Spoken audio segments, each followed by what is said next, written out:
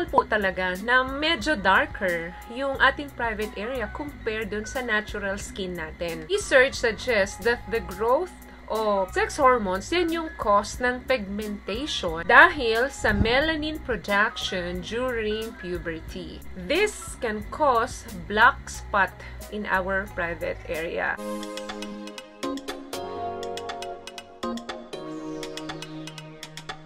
And for today's video is another concerned video po. Galing ito kay Edeline Soberano Vlog. Shout out po sa inyo, ma'am. Sabi niya, Ma'am Ting, natural lang ba na maitim ang pipay? So sa mga hindi pa po nakakaalam, may sarili po kaming lingwaheng ginagamit dito in order for us na maprotektahan kay YouTube yung mga masiselang words na gagamitin natin. Yung pipay po is yan yung genital part ng babae. So, hindi lang naman po private part ng babae ang umiitim as we grow older. Kasama dyan yung scrotum ng lalaki, kasama din dyan ang anus. Yan yung mga ilang bahagi sa katawan natin na nangingitim as we grow older. Research suggests that the growth of sex hormones, yan yung cause ng pigmentation dahil sa melanin production during puberty. This can cause black spot in our private area. So, normal po talaga na medyo darker yung ating private area compared dun sa natural skin natin. Pero kung sudden or excessive na yung pangingitim ng private area natin day by day, importanteng kumonsulta na po tayo sa mga doktor natin. Baka kasi may mga underlying disease or infection na nagaganap. Yung tipong hindi mo na makilala yung kulay nito dahil nga bilis itong nangingitim day by day. Ano pa ba yung ibang dahilan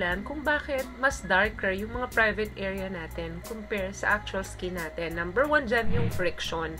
Tulad ng pagsusuot ng masisikip na undergarments. So, nare-restrict yung ventilation down there dahilan nag-i-increase yung moisture. Minsan, dahil sa everyday activities natin like walking, nag-exercise tayo, nagja-jogging tayo, tapos masikip pa yung mga undergarments natin. So, kapag nararab, madalas yung mga area na yan, pwedeng mag-cause ng pag-itim ng ating pipay. So, paano mapiprevent ito? Kailangan palagi mong lilinisan ito pagkatapos ng mga activities mo at gumamit lang ng mga mild soap. Another thing, yung mga PCOS po, pwede rin mag-cause yan ng pag-itim ng mga genital parts natin. Dahil posibleng nakaka-experience tayo ng mga overgrowth na patches around doon sa skin ng vagina natin. Ang PCOS po, ito po ay production ng androgen. Ito po ay male hormones. Nag-i-increase ito sa katauhan ng babae. Ito po ay posibleng nagkukos ng pagpalit ng texture and color doon sa mga private part natin. Paano po mapiprevent? Kailangan pong bawasan yung pagkain natin ng matatamis that cause an insulin spike. So, may adverse effect po yan kapag tayo ay may PCOS. Another thing, yung mga hair removal po.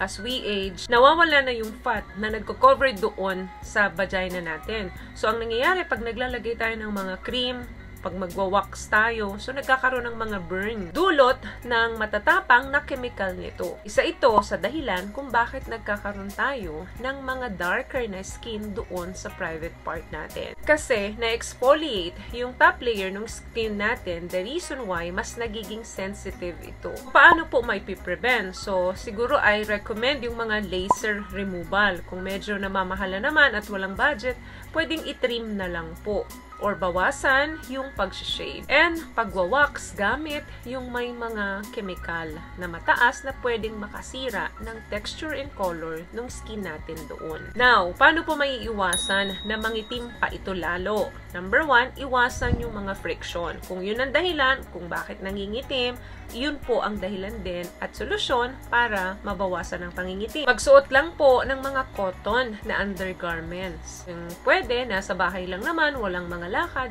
wag na lang po kayo gumamit ng mga undergarment. At kung hindi naman sanay or hindi maiwasan na gumamit nito, siguraduhin na cotton at hindi masikip yung mga underwear ninyo. Kasi importante na nakakahinga yung skin natin down there. And also, hanggat maaari, iwasan din natin na nagra-rub yung inner thigh together. Avoid natin or iwasan natin yung mga exercise na pwedeng mag-cause ng friction dun sa mga private part natin. Another thing, iwasan din po yung madalas na pag-shave or pag-wax. At kung may budget, pumunta na lang sa mga clinic para magpa-laser. Ang madalas na pag-shave or waxing, pwede pong mag-cause ng ingrown hair or skin irritation. Kung nag-shave ka naman at kating-kati ka, hindi mo talaga maiwasan, make sure po na ang pag-shave ay pababa. Kung saan nakaline yung inyong mga balahibo, yun din po ilaline ang pag-shave. Huwag pong paakyat kasi pwedeng magkaroon ng mas matinding friction yan. I-irritate po yung balat natin. At once na nangyari yon, doon na nag-start yung mga pag-itim nung mga balat na na-damage. Another thing, mag-diet po. Isa sa dahilan ng pag-itim ng mga genital area natin ay yung obesity or diabetes. Kasi pwedeng magresulta ito ng darkening and thickening of the skin doon sa private part natin, lalo na yung mga napo-fold. For example, yung mga batok, armpits, and of course, yung private area natin. So, eat healthy po and manage your health. Kailangan iwasan po natin yung mga excessive sugar consumption. As diabetes, pwede rin po ito mag-cause ng hyperpigmentation dun sa intimate area. So, yun lamang guys ang video natin for today. I hope nakatulong po ang mga tips na napag-usapan natin dito. At kung nagustuhan niyo po ang ating video, please give it a thumbs up, comment down below, and also share this video na rin po sa mga kaibigan na sa tingin nyong nangangailangan ng video natin. Once again, palagi po kayong mag-iingat at palagi po kayong manalangin. Thank you guys for watching and see you on my next one. Always love yourself and be a blessing. Bye!